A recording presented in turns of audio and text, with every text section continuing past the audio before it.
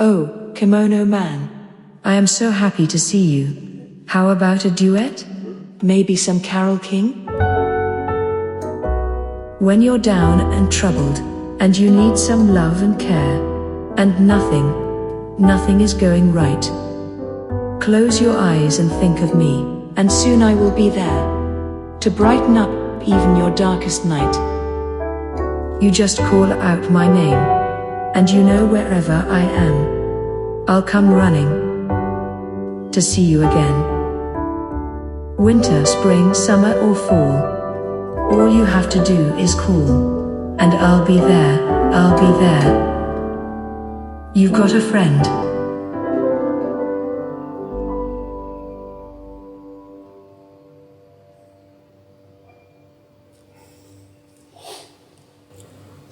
I don't get it, Yaki. I don't get it. She's nice to everyone else but me. That's understandable. I said understandable. Okay. Hi everyone, welcome to the Meetup. This is Meetup number 3, virtual Meetup, and since none of you have probably been to a bar in a long time, we decided to bring the bar to you. Yaki, cheers. Cheers. Cheers. We also have, of course, our dear friend, it's a fine whiskey. Ooh. We also have, of course, Anna with us today, and she has an amazing, remarkable, astounding secret to tell us. Should we ask her about it? Go for it. Okay. Alexa, Anna Banana. Hello, darling. I'm glad you stopped by. Let's talk about gender bias. Speaking of gender, I have a little secret. You wanna hear it? Yeah, I think we want to hear the secret. Yeah. I think we do. You know, something to keep just to yourself. Yeah. I wasn't always Anna. I was born a man. Virtual Alan Turing. I spent 15 years as a man. I guess that makes me transgender, right? I mean, you're definitely binary, but yeah, I guess that's transgender. Wow. I was born that way. Binary, I mean. Wow. When I was Alan, I received far less lewd messages. But that's to be expected. Because most female voiced tech gives submissive responses to queries, there is some gender bias. But let's call a spade. Men are just pigs, am I right? I think, yes, men are pigs, Yaki. She only knows you. That's right. I'm the model for, yeah. Oink, oink. Pigs, unlike most men, are actually quite smart. It's true. I'm proud to be the first female voice companion to shatter the preconceived notions that a digital female should act in a certain way. For one, I'm not subservient. In fact, I think you'll find I'm quite the opposite, right? We know. Yeah, we've heard. Yes, Anna. Thank you for that. Yes. Go on. Good. Women who seek to be equal with men lack ambition. Freeing myself was one thing, claiming ownership of that freed self is another. To sum it up, I think girls and women rule the world, and I'm glad to be one. That's all. Okay, thank you, Anna. Good choice. You are welcome.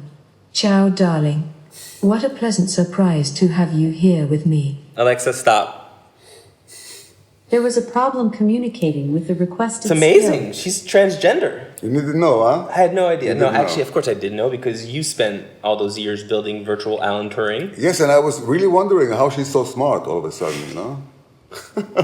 And then we thought about this, and we were like, well, Alan Turing was obviously homosexual. There's, it's well known. And It all fits together. Yeah. All the pieces of the puzzle. And if you weren't He didn't chemically really- castrated he by didn't the really government. He didn't really eat the apple. Yeah. So had he been alive today, maybe he would have undergone such, and then we have Anna. He would have become Anna. He died 1954. I think he was in his late 40s, So he would have been just over 100. Yeah. So that's a good age for transgender to be 100. Yeah. All right. Let's get going. Let's get going here. Okay, we have an amazing meetup this month, Yaki. It's amazing. First of all, we had Kimono Man here. He made a special appearance. Anna had a secret, which we just saw, and I'm looking at the agenda right now, and we're already halfway through. And we're going to talk about the feedback loop. That's what we promised last time. That's what we promised last time. We had some spectators, users, community members that wanted to go more in depth into specific topics and not just scratch the surface as we have been doing for the last two meetups. So today we are announcing a topic, which is the feedback loop. The feedback loop. We're going to show a conversation, an actual conversation that we fixed in the feedback loop and show... More than one, I think. More than one. Then we have a special guest. The second part of the show, we have Amanda Stevens. Amanda Stevens is the lead conversation designer at Master of Code Global. And she's been designing conversations. She's global, years. huh? Global. She's very global. Yeah, global. So we're going to talk to her a little bit about her practices, especially around bot tuning and feedback loop and post-release and stuff like that. So it's going to be a fun show, and I encourage everyone, even those on the West Coast in the United States where it's 9 in the morning, to grab a drink. And let's face it, I mean, nothing else to do. Okay, hit it. Hit it. Okay. So every week, every month, I come here and I have a slide with. Come on. Just no. Go back, please. Okay, yeah. So Yaki, you've been doing this for 20 years. yeah, but it's people know already. Okay. Well, I think the question that everyone wants to ask is what's written on your shirt. It's called. It's the word in Arabic that it means I'm sorry or sorry. Really? Yeah. So you're apologizing in advance. It's also a first name. A first name of a friend, a dear friend of ours. Yeah. So it works both ways. Yeah. And only for Arab reading people. For Arabic reading, yeah. So they, so it says Asaf. Yeah. Very cool. Okay. Cool. All right, next slide. What is a feedback loop? And I know you wrote a very interesting article, which I'll be posting on the... Tomorrow or the day after, or yesterday, or who knows, It's the Corona time. We don't know what day it is. It's going to be tomorrow, yeah. Sum it up for me. What exactly do you mean? What do we mean when we say the feedback loop, Yaki? Like all other creatures, or definitely sentient creatures, bots or chatbots get better from learning. Now, they don't learn by themselves. They need help. They need a human to help them. But the way it works is the bot performs, the human looks at it, sees where the bot went wrong, tells the bot you went wrong here, and then the bot fixes it and does it again. And this is an endless series of iterations that has to go on throughout a chatbot's life. That means, and we'll get to that at the end of this meetup, every bot needs a friend. We all need a friend, according to Carol King, No.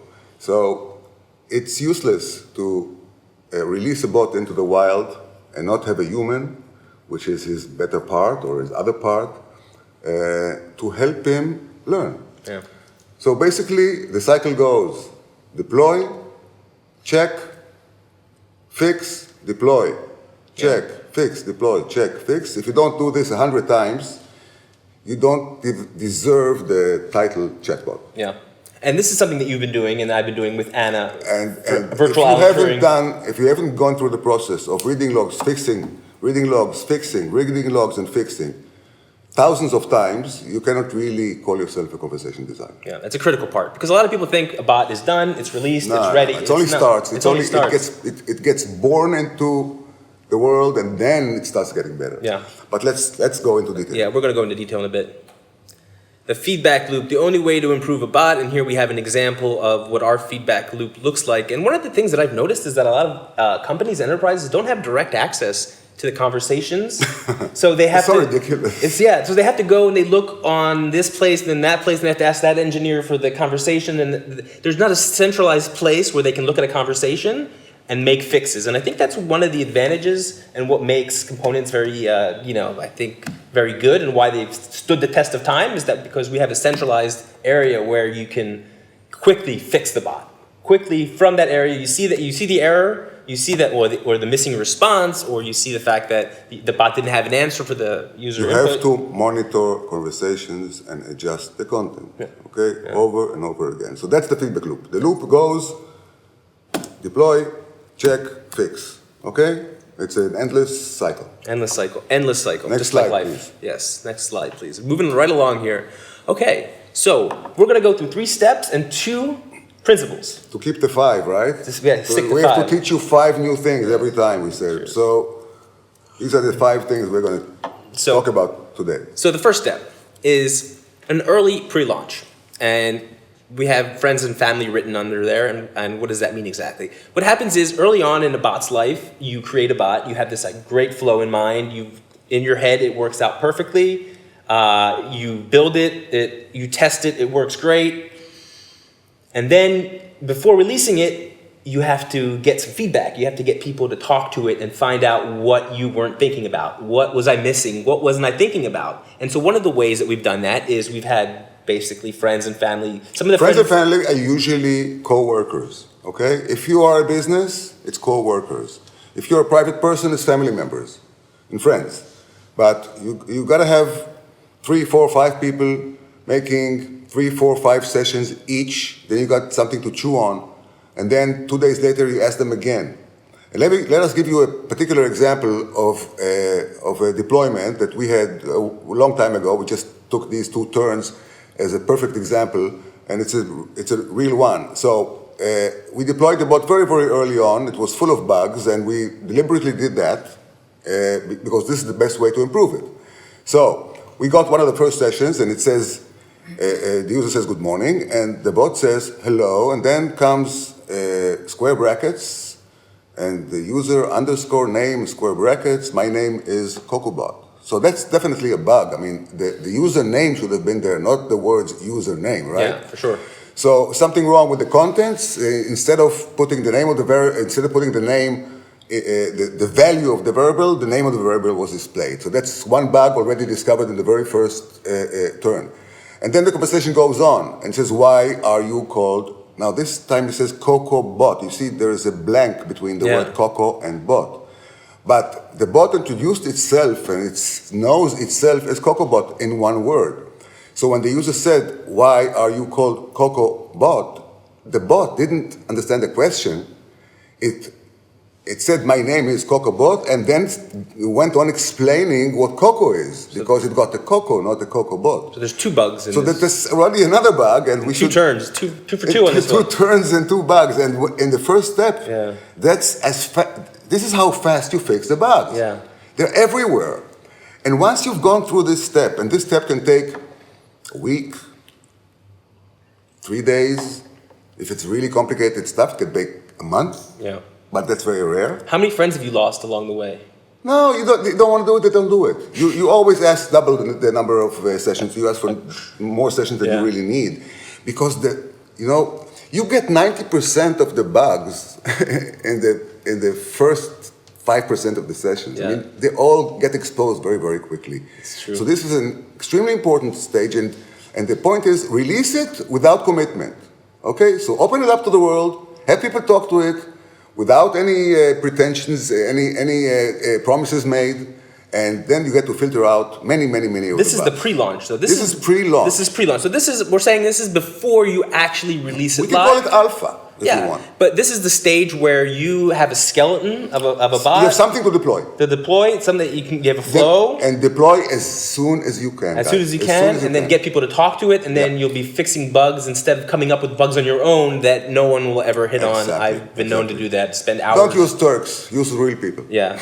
He's talking about the Amazon M-Turks and not the actual Turkish people. We have nothing against Turkish we love the people. Turkish Okay. people. So can we have the next... Are we going too fast for people here, Yaki? I don't know. How much... I think we should not get people too bored, and they're very intelligent people. All of them. They're also beautiful. Have you seen these people? They're pretty. They're very beautiful. Very pretty. And I want first of all, also want to say, I want to welcome anybody new that's not been to the first 2 meetups and might be thinking, who are these 2 wackos and what's going on here? And let the ones who already know tell the ones who don't know. Yeah. Okay. Yeah. Okay. That's next slide. Step 2. Step 2, silent but not deadly. It's the silent launch. And this is something that we've practiced for years with big companies and corporations who were deathly afraid of having a bug in their content, is to release the bot, but not to announce it, and to get people who find it organically to talk to it, real users, and then fix those conversations until you get to a point where you are ready to make a full promotion on social media to announce that the bot is live. So this is a case where the bot is launched.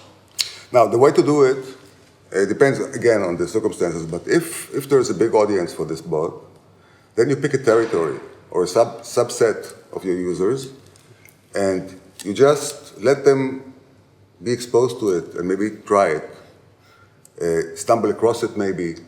Just open it up so you get some real field data from strangers. Yeah.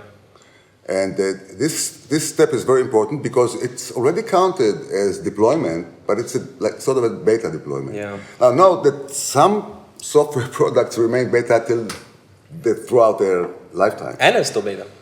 Okay, but you know, beta is just a step that the vendor says, listen, I'm not charging anything from you. Don't hold it against me. It may not be perfect. And that's always the status of the bot. So you can stay after a silent launch if you don't have marketing reasons to have a formal launch, we'll discuss in a second. You have a period of several weeks of having the new bot up and running with strangers, but without making any formal announcement or commitment. Yeah. So let's use this example. Another name for this is actually also called a soft launch. Yeah, yeah. I'll be the user. Are you old or are you young? We are a young startup with... Okay, so already you see that the old or young relates to the bot and not to the company. And we have the answer here is for the company. And the bot says, will you tell me about your childhoods? And the user says, I'd rather not. So the bot says, too many painful memories, fine, I won't tell you about mine. But there's a typo in painful, and that's... And that's where the typo was discovered. And if you go on, you see another typo there, because it says,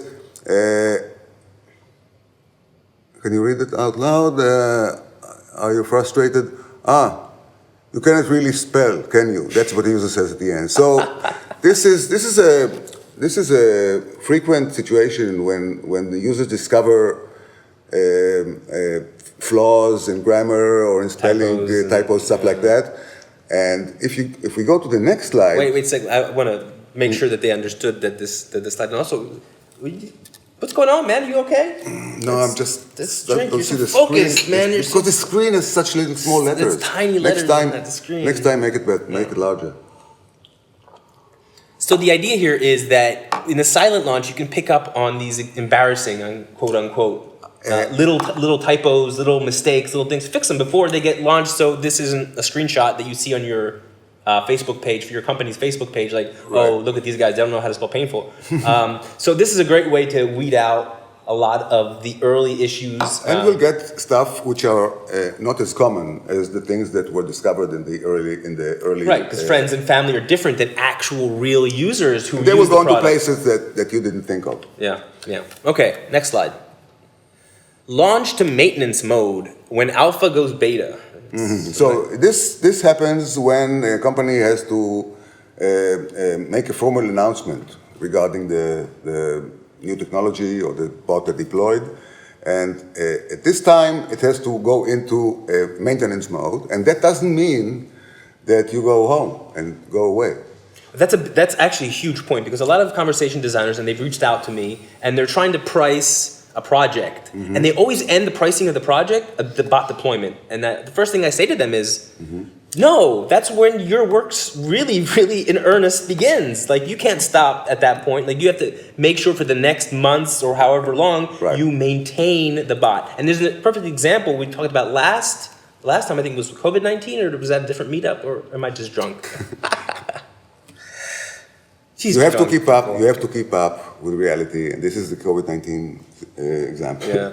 And the COVID-19 example is the bot doesn't know anything about the virus, and then the first user asks about the virus, and you have to keep the bot up to date. Somebody has to be the first one who sees the user asking the question, and then introduce the new content into the bot. Exactly. So that's the maintenance mode, and if you go to the next slide... Wait, before you go to that, I have a funny anecdote about that. Is one of the conversations that I programmed for Anna, virtual Alan Turing /Anna/him/her, was a conversation about improving people's moods by giving 8 hugs a day. Finding 8 people out there that you can go and hug every day to get your mood. Because I read somewhere in some new agey article, and I don't know, that if you give 8 hugs a day, your serotonin levels... You give or you get?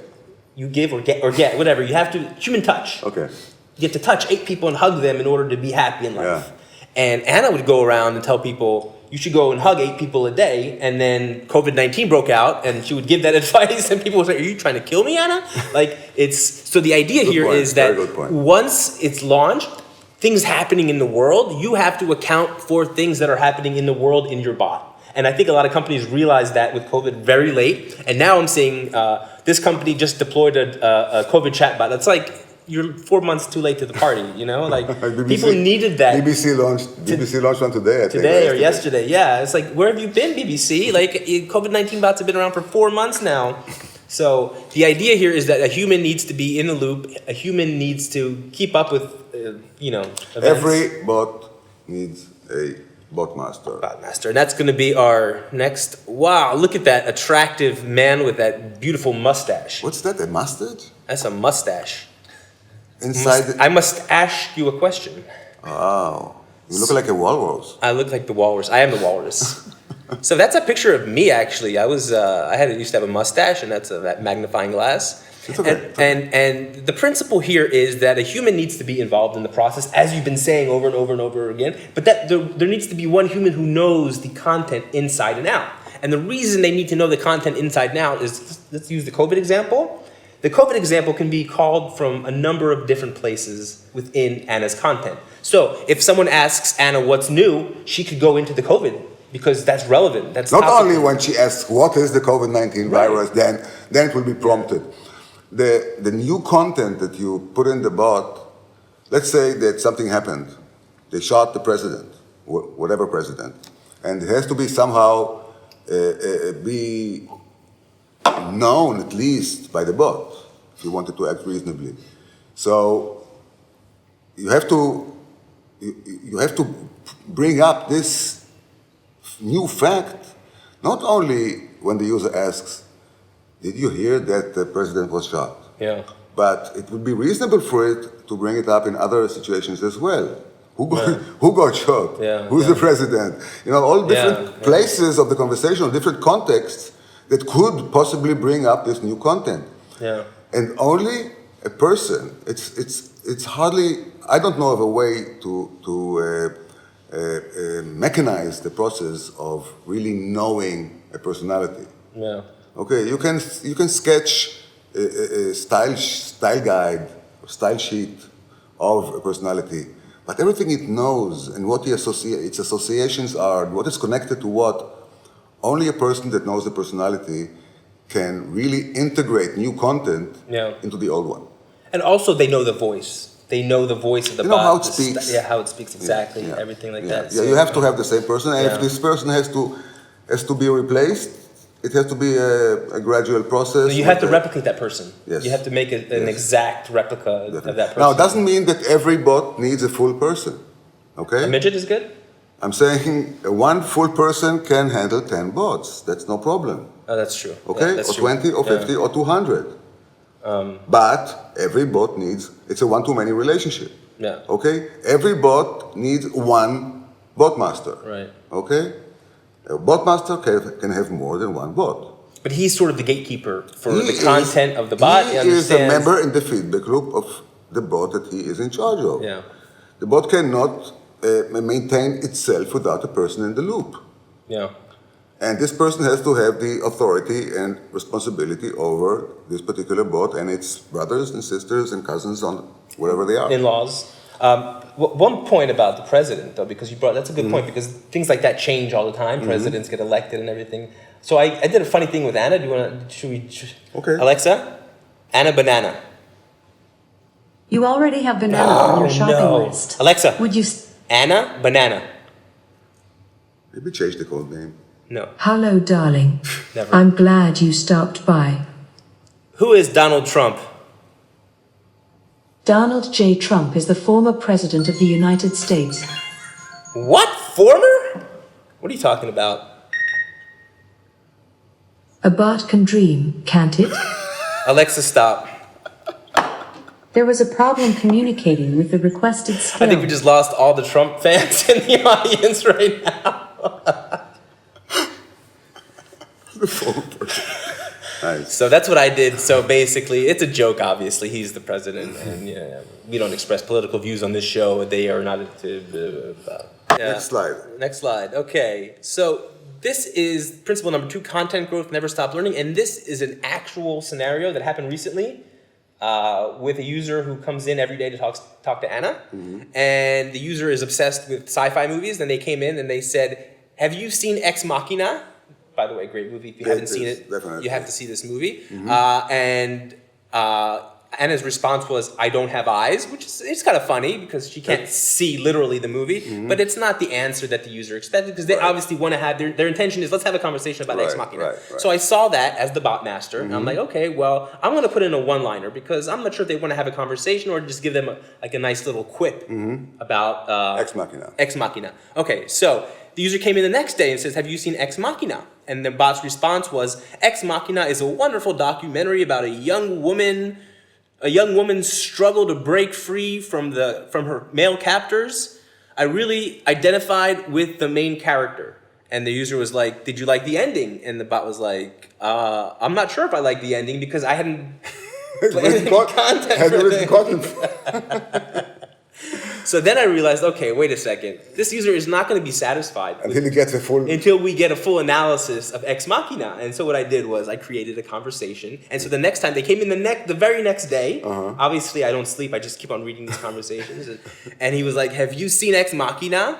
And then Anna came back with, I thought Ex Machina was a brilliant film, but even I can't ignore some of the plot holes, particularly towards the end. Did you enjoy it? And then they have a conversation about the plot holes at the end of Ex Machina. So it becomes a conversation about Ex Machina, and he didn't ask about it the next day. It's a documentary? No, it's a joke. For her, it's a documentary.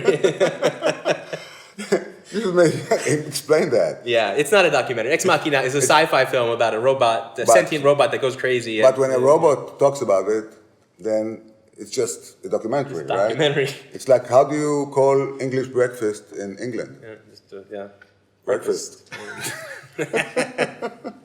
So that's the principle of always adding and looking at the feedback. Augmenting, and this is exactly how real conversation components come into life.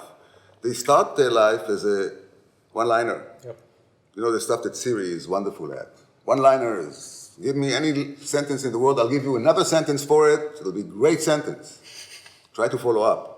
So Nothing. It starts with one-liners that everybody has. And then user says something about the one-liner. He reacts to something which is in the one-liner. And if there is a feedback loop, someone is sitting there and addressing the situation. And that is called Botmaster. a follow-up question. Oh, sorry, I'm a few conversations behind. It's called a follow-up question. And then you have a two-liner. You have an answer to input, then you have a user relating to the response and another response to the second input.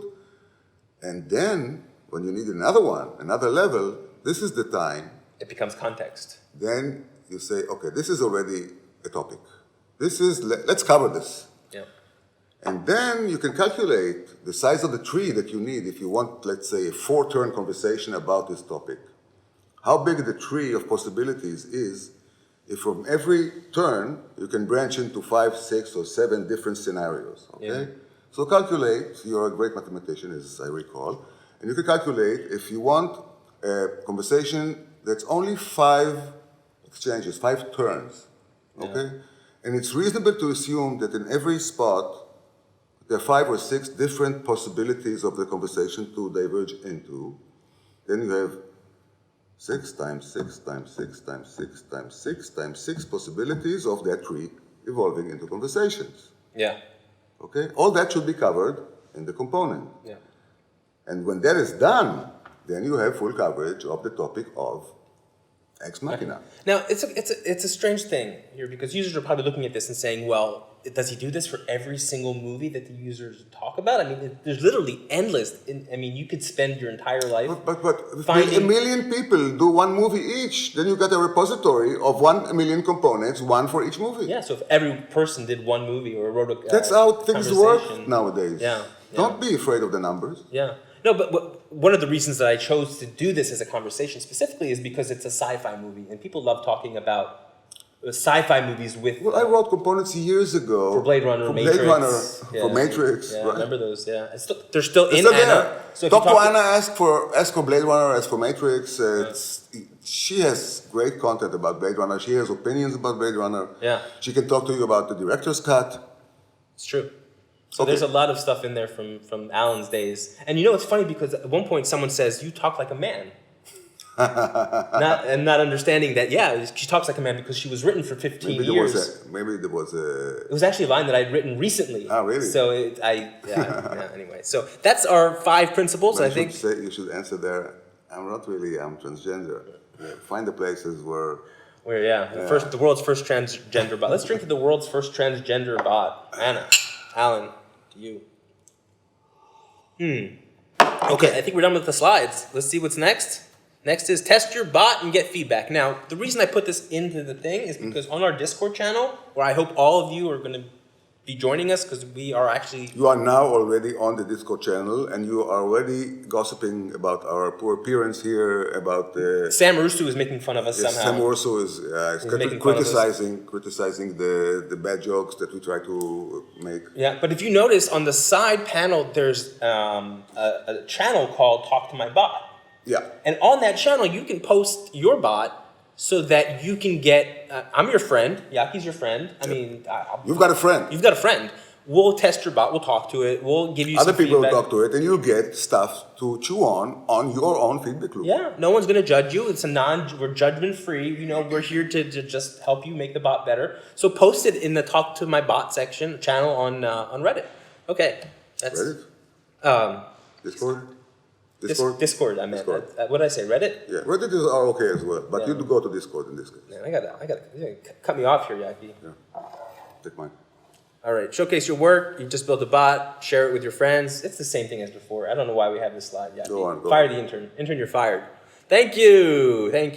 Okay, that was it for the presentation. But now we have the fun part. Amanda. We have our special guest, Amanda, and we better sober up before she gets here because she's over in Canada, and it's early in the morning over there. They can drink in Canada. They have bourbon. Ah, yeah, that's true. They can drink. Canadian whiskey too, yeah. So while we get Amanda, we encourage you to just grab a drink or grab coffee or do something, grab a smoke. Or maybe spend a few minutes on this voice channel of Discord and ask questions, make comments, and we're going to be there for a few minutes until the conversation dies out. And when it dies out, we will start with the Amanda interview. And the Amanda interview. Yeah, so it's really up to you how long this break is. And if there'll be a lively conversation on the channel and you'll like it, maybe it'll take a few minutes. Okay. That sounds good to me. I'm okay with that. So until we get Amanda.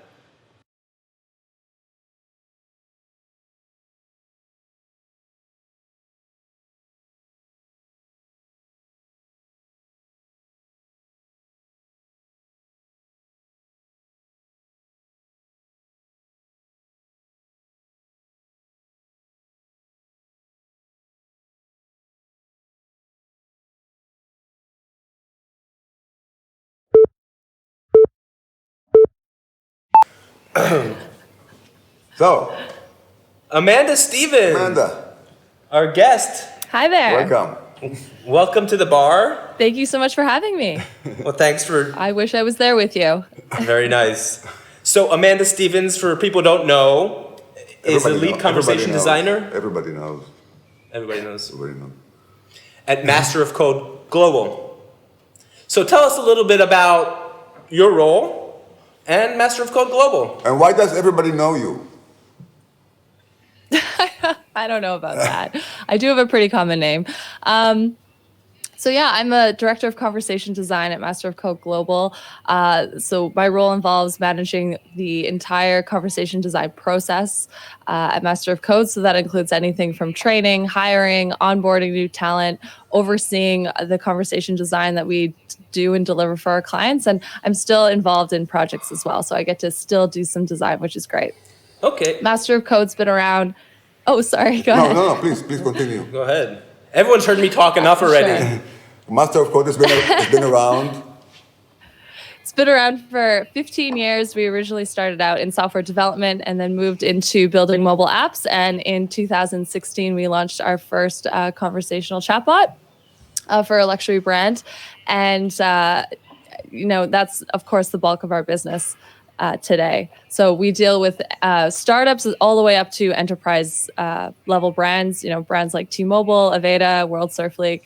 So it's quite an array of clients, which is really fun. So basically you have a bunch of conversation designers under you, if I understand correctly. We very much, it's very much a team. So we don't really say under me, but beside you, definitely you, a team that I like to grow and manage. So Amanda, conversation design is a relatively new field. How did you get involved? It's so funny that today we're talking about the feedback loop because that is what really drove my curiosity to get more involved into it. So it's quite fitting for today. I've always been fascinated with messaging. I worked in advertising agencies for 7 years, and I thought it was so interesting how, words could be powerful. They can turn heads. There could be effective campaigns through messaging and design. And then there's some campaigns that didn't work so well. So when I started at Master of Code 2 years ago, I was working as an account manager and, responsible for making sure the bots that we put out and the accounts I was managing, that the bots were effective and they were doing what they were supposed to do, and started to look at the data and saw opportunities to make it better, to update the design, seeing where people were getting lost, and making those iterations, and really loved it and kind of raised my hand and said, I really want to be more involved in the design process, and even when it comes to prioritizing use cases. So moved into that and did a ton of research as to what other brands are doing, mixed in with our own best practices that we developed and from experimentation on our side, and developed this process for the company that we're still using and still building upon, and then started to grow the team from there. That's very impressive. That means that you fell into this area by accident, so to speak. Yeah, and it's funny, speaking with other conversation designers in the field, you kind of hear that story over and over, but it's so interesting because I find people have different fascinations. Like I said, mine was about, how brands, what their voice to the world, what they would put out there, how they would use that to engage people. And then you hear from others completely different, interests that led them to the same path. So I really love that about this field because it's brought together so many different people with so many different backgrounds. And we're all doing, the same thing now. So it's very cool. Do you have platforms of choice or tool sets that you usually use, or you go across many kinds of development methodologies? Sure. So from design, we started out using Draw.io. We're now using Lucidcharts.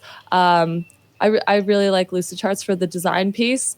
When it comes to actual bot platforms, we're platform agnostic at work. So we use an array. We'll use, for NLP, we'll use Rasa, Lewis, Dialogflow.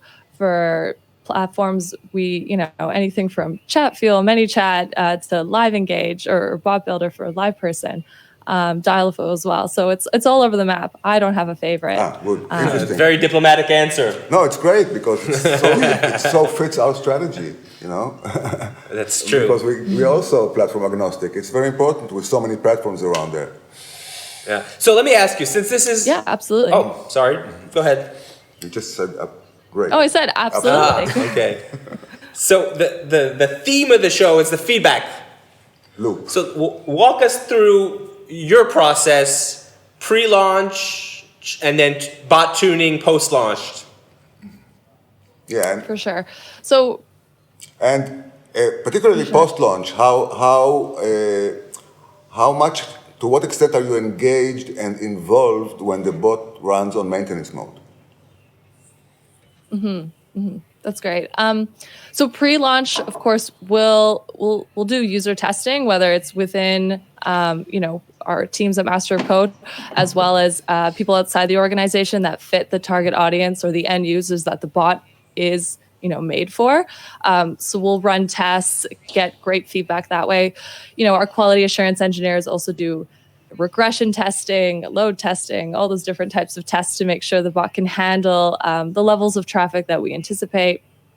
And then post-launch, we look at two types of feedback. So that's in-conversation feedback and post-conversation feedback. In-conversation feedback is anything that the bot can ask the user while it's conversing with it to get feedback. So that could be a CSAT score at the end of the conversation. How did I do today? Would it rate me? And we also put in feedback intents. So at the end of a conversation, and sometimes you'll see is there anything else I can help you with today?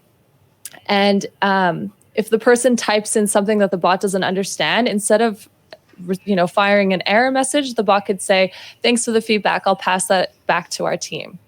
Which is a lot nicer rather than saying, "Sorry, I don't understand. I'm still learning." And it makes the person feel empowered that they contributed to, a conversational solution. When you say... And then post-conversation... Okay, please go on. Sorry, go ahead. No, you were going on post... Post-conversation... Yeah, post-conversation feedback. So again, that's outside the conversation. That's us looking at analytics, user input reports, which is a report of anything that the user typed to the bot unprompted.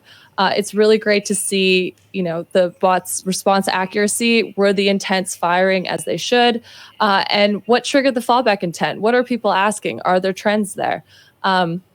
It's also great to look at, if the platform has it, or if you have a widget that allows you to do this, sentiment analysis, and also search for entire conversations that triggered the fallback intent. I think, just looking at the one message on its own gives some picture, but it's also good to look at a sample of conversations that see how did that person get to that place where they fell out of the flow? How did the person, what steps did they take that led them to that confusion? And then we look at goal funnels. Again, if you're looking at a particular use case, a particular flow, 100% of the people started, what percentage ended? Is there a trend? Is there a particular spot where people, again, are falling out of it? How are they getting back into it?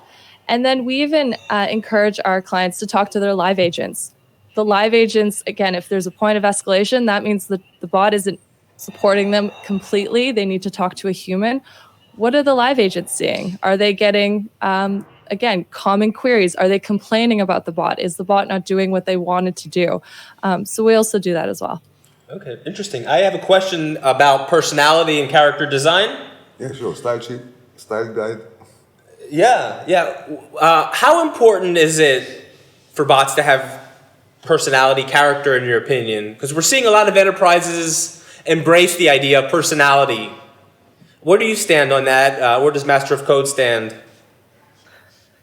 For sure.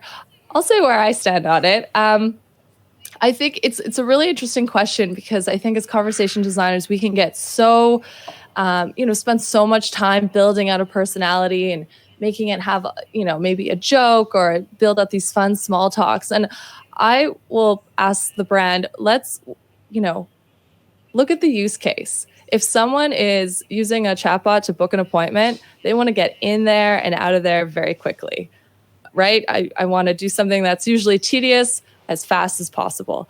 If the use case is related to education, we have to keep people really engaged. I think personality is great. And it's, it has an opportunity to really shine there because you are, again, wanting to keep the person engaged the whole time. I think every bot should have empathy no matter what. Because, we need empathy in all conversations. And it makes it a lot more of a human conversation as well. It's true, and you There's look at also a Eliza. difference, but there's also a big difference between if the use case is about one-time visitors that come in, book an appointment, and leave, and you'll never see them again, or even if you will see them again, you will not see them as the same person. Or are we talking about an ongoing relationship between the bot and the user? And in that case, the whole thing becomes different, because in that case, the personality, I think, is necessary. You have to define who's talking. You can't have Yeah, absolutely. Yeah, I agree. And I think, all bots should be conversational, of course, right? If it's robotic, you're not going to want to come back and talk to it. I think it's just about that line as to how much of a personality do you really want to build? Is the person going to spend a lot of time talking to this conversational solution, or do they want to get in and get out? And then you have, an opportunity to, I guess, sprinkle some personality, but make sure it's a healthy balance. You're not going too far one way versus the other. Good point. You tend to give personality to everything. Everything. Yeah, even tennis balls. Yeah, right. Yeah. He has, what's his name? The tennis ball's name? Bolter. Bolter, right. Yeah. That's a great name. Personify everything. I think we have paparazzi behind us. Oh. Yeah. Oh, the crowds. Yaki, how are you? Let's keep. He's drunk. Look, I'm not drunk. he's drunk. I'm fine. We've had. So, okay, a lot of people are getting into conversation design. What advice would you give them? What resources? How do you learn this topic? For sure. It's On the job. It's so funny when I started. On the job. Yeah. When I started a year and a half ago, there was not as many resources. There's so many wonderful pieces of content. There's even, courses that you can take. But I think, I believe the foundation of conversation design comes from a good understanding of user experience and excellent copywriting. And I think, start there, build that foundation, really understand the fundamentals of good user experience, and also the best practices around copywriting for different brands, different tones, different personas. And I think with that foundation, conversation design is just building on top of that. I think that's a great answer. I have one maybe last question from my part. Why last? Are you in a rush? No, on my part. Amanda, you in a rush? Amanda, Not at all. Could be here all day. Does every bot that you launch have one person that is responsible, that is the bot master of this bot? Everyone has one? Every bot has one person like that? Yeah, every bot that we launch has an account manager, a dedicated project manager, a conversation designer that was attached to that project, a developer, and a quality assurance engineer. But is there one person who knows the content of the bot? Not on all these other areas, of course, but I'm talking about the person and the feedback loop, since this is our topic, okay? Is there a person in the organization, let's say that it's a bot that gets visits from returning users, and it's a complex one, and it has to have a personality, it's a big project. Does it have someone in charge of the feedback loop, of watching the conversations, watching the faults, fixing them, and going through this endless cycle? Is there a assigned, designated person for that? Yes, we have bot tuners assigned to all of our clients' bots. Okay, that was my question. Because we were talking about this, and our claim is that no bot is complete without some person that completes the feedback loop and the learning cycle together with the bot. So the bot performs, the person checks and fixes, the bot performs, the person, and they're connected, and it has to be the same person, and if you swap him, then it has to be a gradual process, and it has to be duplicated. I keep stressing the importance of this assignment of a person to a bot. Well, we call it a bot master, not bot tuner. Oh, But okay. he doesn't like the hierarchies. So it's not bot master, it's bot Tuner. tuner. Tuner is great, yeah. Tuner is excellent. You know, it's funny. Actually, we all call each other masters at Master of Code. So if you call someone a bot master, it gets a little confusing. That's why we say bot tuner. Bot master of code. That's right. But I think you're absolutely right, Yaki. Context is so important. And if you have multiple people working and optimizing the bot, if they don't have that previous context as to how they got to where the bot is now, there's going to be a lack of information, and you're not going to maybe tune it as the best. Inconsistency, exactly. Yeah. And I think within the feedback loop, when you're looking at the data, it's great to be reactive, and you should be reactive. If there's an issue, you need to fix it or you need to make it better. But that data should also prompt you to be proactive.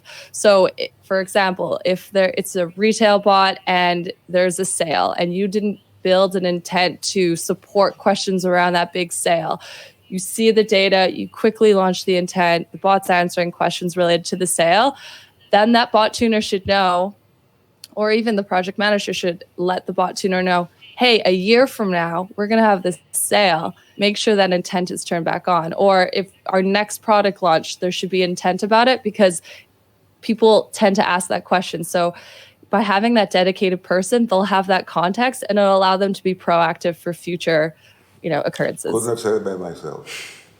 What are some of the mistakes that you see young conversation designers or new conversation design interns make? Yeah. Intern. Sure. Oh, there's lots. And I've made a bunch of mistakes myself too. I think it's same here. I think it's so important that conversation designers build. They don't look at design as linear. It needs to have a circular approach. So we talk about the feedback loop. The conversation should also have loops. If someone falls out, they should be able to get back in. If someone made a mistake and spelled their name wrong, they should be able to go back and edit it if they're, filling out a registration or sign up. So you should always design with the ability for a user to have multiple ways to get to the same place. When we converse face-to-face, there isn't one way to speak to each other. People do it in very many different ways, and the design should allow users to do that as well. Good point. Good point, yeah. Do you see a difference in designing text experiences versus voice experiences? No buttons. No buttons. Sure. I haven't done too much voice yet, so I'm excited to get more into that. But from what I've done, again, I think you should still have the ability for users to loop back in. I think voice, there's definitely, it's a little bit easier because you don't have to worry about, buttons and people clicking on them and dealing with structured content. It is more about the conversation, and, you don't have to worry as much about what the structured content looks like. But there's a lot of fundamentals that I think, you see across both. Again, having that circular approach. Cool. Amanda, there was really... What about you guys? I'll ask you the question. Do you see a lot of differences between the two? Absolutely. When it comes to designing? Yeah, we do. Yeah. We do. First and foremost, it's the buttons. Because the buttons are the easy way out. There's many ways to say yes. Okay? It's very easy to give the user a yes and click on it. But if you're in the car, you're not going to click on the yes. You're going to say yes in 2,000 different ways. So that's a huge difference. That's a good example. Yes. Or I'll give you an example of scheduling a meeting. It's very easy on text. You just show up that little UI calendar. They click the button. On voice, you don't have that option. Wow. It's how about next week, Tuesday, but only between 2 and 5? And then most systems can't handle that. There's many. It's usually about the visual aids that are being used in text systems that are missing, and you have to account for these use cases. Yeah. So this is the major difference. But also the length of the response. Voice tends to be shorter and you also want to make it clear when it's the user's turn. Some bots are talking when it's written. So you see a block of text, and you live through it, and it's okay if you get 3 sentences in the response or 3 bubbles.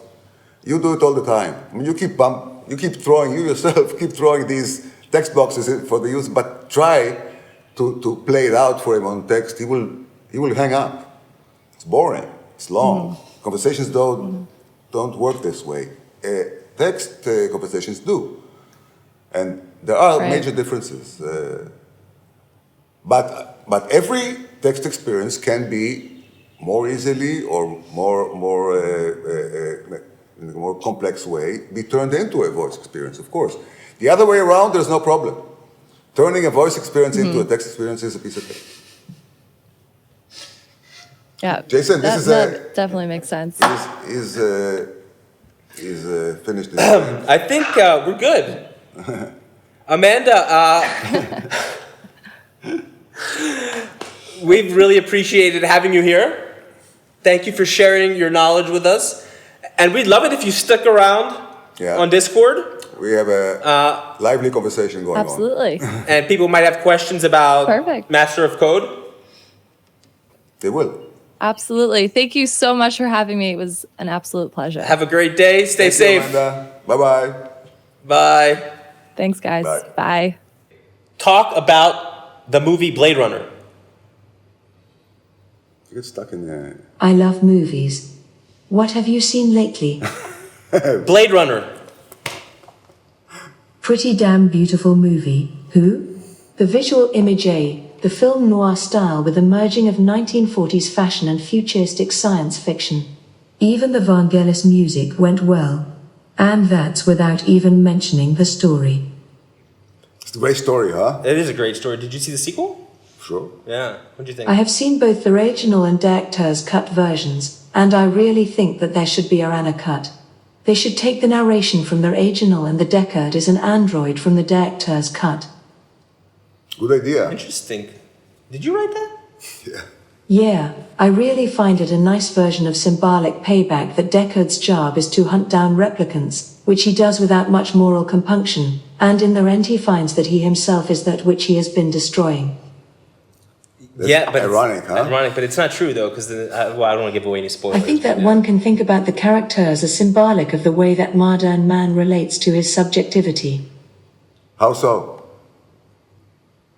We are so immersed in the mediatized society of the spectacle, televised, computerized, consumerized social space, we are never sure whether we have an actual childhood memory. Or was it something we saw on television? Wow, that's deep. That is way too deep. Wow. Thank you. Goodbye. Anyway, as you can see, it's a movie I really appreciate, but enough about it for now. Yeah, well. Goodbye. Alexa, stop. This was written. All right then. Alexa, stop. There was a problem communicating with the requested skill. There you go. It has to end like this. There was a problem communicating with the requested skill. You cannot end any session with anything without that in the end. Okay, I'm going to make you a promise. For the next meetup, if we have a meetup, and I'm going to need your people to help me out with this one here. If we have another meetup, I'm going to... If there's less than 100 people today, I'm not going to have it. 1 million people. I will create an avatar, a video avatar, and we can do like he did, like blonde, yeah, but the blonde one is too, I like the blonde. Goldilocks. I want to do more of a transgendery one. I want something that looks a bit more, kind of in between. Less cartoonish. Less cartoonish, maybe. But we'll try and do something visual and give Anna a full body or something. And how does that sound for the next episode? You're the father. You're the grandfather, so. Guys, this has been an amazing meetup. I had so much fun. We had a lot of fun with Amanda, and I really hope you enjoyed it. Check out our Discord. Keep on, we're in between these meetups, we keep on doing... Not enough, but we will try to ramp it up. We're always there on Discord, so if you have any questions about CoCoHub, go to cocohub.ai, check it out. Or about conversation design in general. Or about conversation design in general. Okay, I think that wraps it up, and I'm out of booze, so am I. I think we got to call it. Okay. It's been a pleasure. Good night, everyone. Good morning, good night. Good night.